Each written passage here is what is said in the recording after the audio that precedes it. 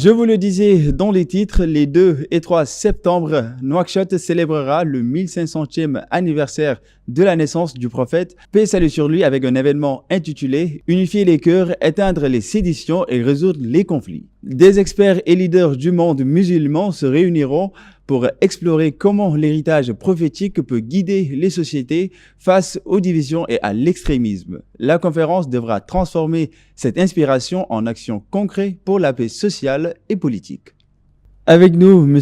Ibrahim Ousmane Ba, vice-ministre des Affaires religieuses de la Guinée. Bonsoir. Bonsoir. Alors, concernant la conférence sur la biographie du prophète, paix et salut sur lui, quelle est la portée symbolique de la tenue de cette conférence à Nouakchott pour la 1500e anniversaire? Bismillah ar-Rahman ar-Rahim. Nous sommes dans ce pays avec l'invitation de Cheikh Mohammed El-Hafiz El-Nahwi, qui nous a invités pour participer à cette conférence internationale périodique annuelle sur la biographie du prophète Mohammed sallallahu alayhi wa sallam. C'est d'abord quelque chose de très symbolique dans la mesure où nous savons que le prophète sallallahu alayhi wa sallam constitue notre modèle de vie, que ce soit sur le plan spirituel, mais aussi sur le plan de la vie quotidienne. Ensuite, nous avons constaté la présence au niveau de la cérémonie d'ouverture de son Excellence, Monsieur le Président de la République de la Mauritanie, Son Excellence, Monsieur Mohamed Walid Cheikh Al-Ghazouani. Ça a une portée très importante.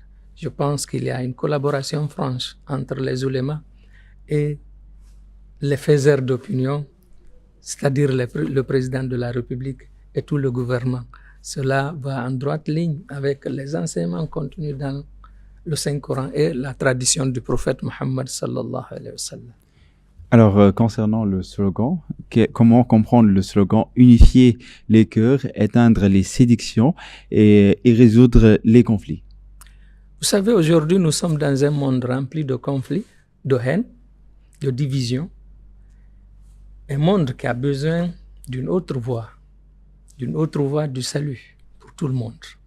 Et ce salut, comme nous le savons, vient de l'islam. Car le prophète de l'islam n'a été envoyé qu'à miséricorde pour l'univers.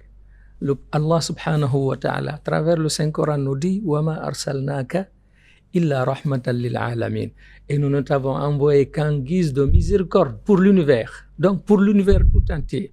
Ça ne veut pas dire qu'il y a une catégorie de personnes qui est concernée par cette miséricorde du prophète Mohammed sallallahu alayhi wa sallam. Le fait pour nous de nous rencontrer à travers des rencontres de ce genre, pour parler de la biographie du prophète Mohammed sallallahu alayhi wa sallam et en tirer des leçons pour essayer de retrouver une autre voie que nous devons proposer pour la population mondiale, pour son salut, je crois que c'est quelque chose qui doit être pérenne à travers le temps. Et maintenant, comment faire de la biographie du prophète, paix et salut sur lui, une référence commune entre les différentes écoles de pensée? Et vous savez que le prophète sallallahu alayhi wa sallam, c'est notre modèle. لقد كان لكم في رسول الله أسوة حسنة ou إسوة حسنة selon la lecture. Vous avez en le prophète Mohammed sallallahu alayhi wa sallam le meilleur exemple à suivre. Donc, chacun de nous peut se retrouver sur le prophète Mohammed sallallahu alayhi wa sallam, quelles que soient nos divergences. Parce que toutes ces divergences qui viennent, deux fois sont basées pas par la passion, mais par les écrits. C'est à travers le Saint-Coran, c'est lui qui pense. Celle-ci peut envoyer un livre, un verset du Saint-Coran ou bien un hadith du prophète Mohammed sallallahu alayhi wa sallam. Pourquoi pas? Si nous sommes sûrs que nos pensées sont basées sur le Coran et sont basées sur la tradition du prophète Mohammed sallallahu alayhi wa sallam, pourquoi on ne va pas accepter de nous aimer, accepter la divergence parce que Dieu nous a créés divergents? Pourquoi au nom de ce qu'Allah subhanahu wa ta'ala a fait et au nom de cette compréhension que j'ai des textes du prophète Mohammed sallallahu alayhi wa sallam, les propos, ou bien que j'ai à travers le verset du Saint-Coran, pourquoi je n'accepte pas de traiter l'autre comme étant mon propre frère? Nous prenons toutes nos compréhensions de la même source, le Coran et la tradition du prophète Mohammed sallallahu alayhi wa sallam. Et nous visons la même chose, la félicité divine, quelles que soient nos divergences. Nous visons Allah subhanahu wa ta'ala. Il faudrait que nous acceptions de tempérer ces divergences pour aller dans le même sens, pour notre propre salut et le salut de l'univers. Et maintenant, quel rôle les intellectuels et les penseurs peuvent-ils jouer pour rapprocher religion et politique? Vous savez que les intellectuels sont les héritiers du prophète. Al-ulama warathatul anbiya. Ce sont ces intellectuels, ces érudits qui sont les héritiers des prophètes. Et à partir de là, ces érudits doivent faire des efforts pour essayer de concilier le culte à la vie et à proposer des solutions par rapport aux problèmes qui se posent au monde dans lequel ils vivent, soit dans leur peuple ou bien pour le monde entier. Donc je pense que le fait qu'il y ait, par exemple en Mauritanie, cette collaboration franche entre les ulémas et les faiseurs d'opinion, le président de la République, le gouvernement, est un exemple à suivre pour essayer de tirer le monde vers son propre salut, tirer nos populations vers le salut, selon, comment dirais, les enseignements que nous tirons du Coran et la Sunna du prophète. Bien sûr. Et sur ce, les conclusions de la conférence peuvent-elles influencer les décideurs au-delà du cercle religieux?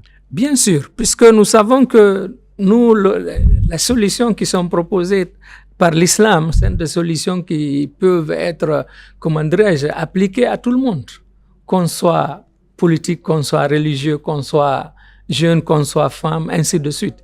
C'est des choses qui sont applicables à la réalité vécue des gens sans aucune entrave à leur épanouissement intellectuel ou bien culturel. Et pour terminer, quel obstacle pourrait freiner la mise en œuvre concrète des recommandations? Vous savez que des fois, il y a des obstacles ou bien des défis internes. Les jeunes aujourd'hui se donnent des références qui n'ont rien à voir avec leurs valeurs. Et puis ensuite, il y a des idées qui nous viennent de l'extérieur, qui font de l'islam comme un ensemble de cultes mortes, de cultes morts, qui n'a rien à voir avec notre vie quotidienne. Donc, c'est à nous de leur montrer que ce que vous tirez du Saint-Coran vous permet non seulement de vous épanouir, mais aussi permet de vous rapprocher à votre Créateur, mais ça ne vous bannit pas aussi votre vie. Très bien dit, vice-ministre des Affaires religieuses de la Guinée, Monsieur Ibrahima Ousmane Ba, merci de nous avoir accordé cette interview. C'est à moi de vous remercier. Assalamu alaikum. Assalamu alaikum.